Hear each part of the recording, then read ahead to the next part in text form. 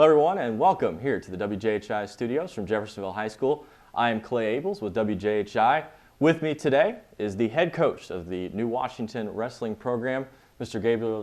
How are we doing today, Coach? I'm doing all right. How about yourself? Doing well. Glad to have you in here. I know it's been a busy season, especially throughout the year when you look at wrestling and all that you've had to deal with in terms of schedule changes, snow days. Now you throw in the part of obviously everybody's been dealing with COVID. Right. Talk about for you as a first-year coach how you were able to manage and get through this year. Well, you just gotta go with what you get. I was advised at the beginning of the year it's gonna be the most stressful thing I do.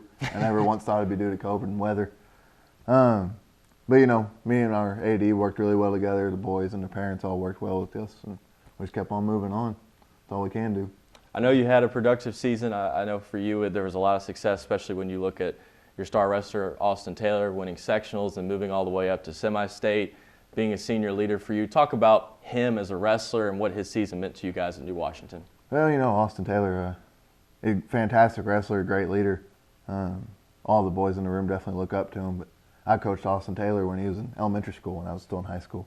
So it was amazing to watch him grow throughout all the years. But he's definitely outdone himself and set all the goals he wanted to do and went for them and reached most of them. So. Now, when you have a kid like that has that level of success and makes it to a semi-state, you mentioned coaching him in elementary school. Can you see that talent that early on, or is that something that takes growth in wrestling? Because usually if you see a basketball star, you know when they're 9 or 10 years old, okay, they've got a little bit more talent than everybody else. Can you see that in wrestling at that age? You can. You really got to be paying attention because, young kids are always fumbling and still learning their balance and everything.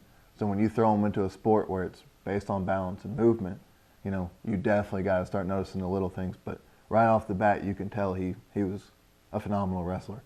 And I wanted to talk about with you, I know as you said, taking over as a first-year coach. For you, the advantage of being up at New Washington High School, I know somebody that you've been around New Washington, you went there, having that new facility with the wrestling room, I know you're trying to, again, rebuild that program and turn it into your own.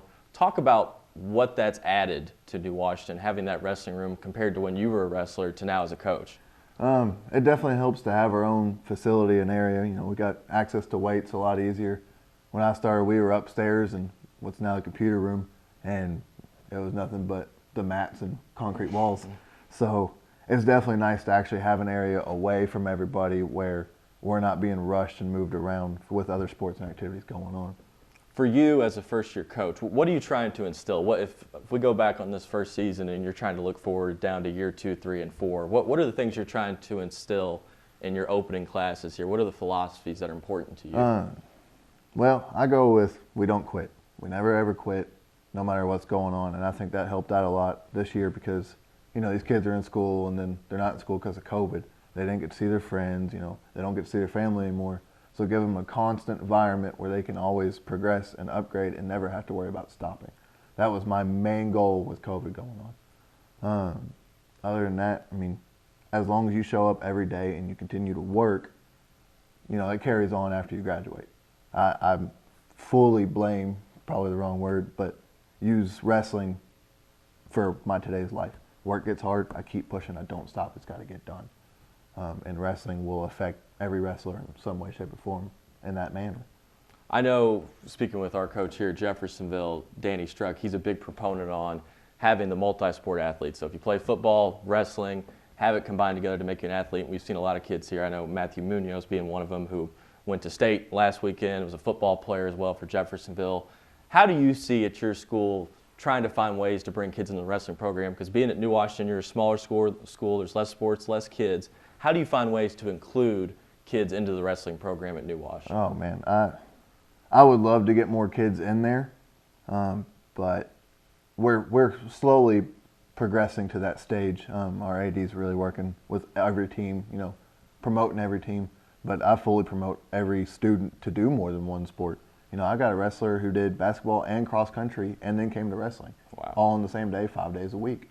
And he was whooped, but he was in the best shape of his life. He had a great mindset. He was staying on his grades. I think it teaches time management too. So I'm always going to push for other students doing more than one sport. Now, if you're, say, a basketball player and you're watching this, or if you're cross-country baseball, whatever you are, What do you think, in your opinion, as a wrestling coach and a former wrestler, how does wrestling add value to you as an athlete? What do you think it adds, not only athletically, but as you talked about, I know you've mentioned a lot, the mindset and the mental side. Right. It definitely teaches you humbleness, because when you're playing basketball, you got, what, 5, 6 people on a team, and you go out there and wrestle, it's you and your opponent. There's no one else to blame. There's no one else for your faults if something does go wrong. And if you get a victory, it's all on you. That's fantastic. So to see that, and then you go to cross country, okay, you're running with your team, but you're running the 100-meter, and it's only you on your team running that 100-meter. Are you going to stay humble? You're going to be a good sport. And how are you going to handle a loss if it happens? And I think wrestling will teach you a lot of that. Here with a socially distanced production from WJHI Studios, I'm Clay Ables with the head coach of New Washington Wrestling, Gabriel Nix. Coach, I know, talking back with your first year, all the things that have come with it and having some success and dealing with the difficulties of being a first-year coach, what's been the most challenging part of year one besides COVID? If you take that out of the way, what's the first thing when you get in as a coach, like, oh, this is a lot more difficult than I thought, from being a wrestler to now running the show? Right. Weight control, wrestling's a weight-regulated sport, and definitely keeping control over, are my wrestlers eating healthy? Are they maintaining their weights? And can we lose the weight in a safe, healthy manner? And, back in my day, it was just run until you were at weight, but we can make sure they're staying safe. That's always going to be the hardest thing to wrestling, in my personal opinion, because I don't go home with a kid. I can't say this is what you're eating, this is how much you're eating. I can write them up a diet plan if they want. But other than that, it's all kind of on them, and I just got to push them in the right direction. So that's definitely the most trickiest thing I've had to deal with. Now, as you go forward, I know we talked about looking into the future with New Washington and wrestling. Are any of your ideas going in the sense of, I know a big part of a lot of wrestling programs, especially here at Jeffersonville, is building up the middle schools, right, and things in that nature in elementary level. Have you had any success trying to start at the middle school and elementary level, trying to build kids up that way? I know you talked about coaching Austin Taylor in elementary school. Yeah. I'm hoping to have a nice elementary school turnout. I always remember a decent one when I was in school. We had a fantastic middle school turnout this year, as most kids I've seen in middle school in a while. And I have 3 8th graders coming up to be freshmen next year. We got 2 or 3 6th graders and 4 or 5 7th graders, and they all seem to love the sport. So I'm kind of hoping we can get to elementary school and continue to grow it that way, in that size and manner would be fantastic. Last question I'll ask you here, Coach, as we end this socially distanced production. For you, going into the off season, I know the season's just over, so it's a good time to kind of get away for a second and then get back to it. But when you do get back to it and you get into the off season and you prepare for next year, what's on your mind, what's on your plate, and things to address? This year we didn't get to do the proper conditioning. I kind of got rushed in. We had to get season going. So conditioning's my biggest thing, because when these boys came in there, they were out of shape and tired. But even during off season, I don't stop thinking and planning. I was actually last night planning out weightlifting programs and running routines. So, it doesn't stop for the coach, but it's good. It's good for the boys to get a break off. So.